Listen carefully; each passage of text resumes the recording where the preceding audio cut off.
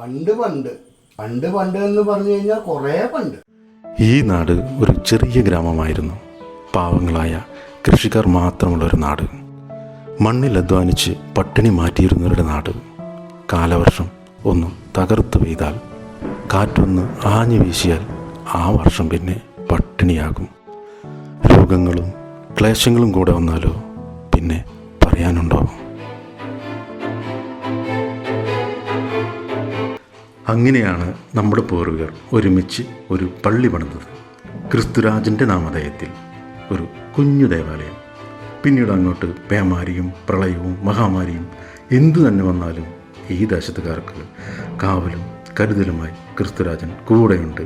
ക്രിസ്തുരാജ കാത്തോളണേ എന്ന ഒറ്റ വിളിമതി നമുക്ക് എന്തിനേയും നേരിടാം. നമ്മളെ കാത്തു സംരക്ഷിക്കുന്ന ക്രിസ്തുരാജന്റെ പെരുന്നാൾ നമുക്ക് അങ്ങോട്ട് ആഘോഷിക്കണ്ടേ? അപ്പൊ എന്നാ നമ്മളെ പെരുന്നാള്?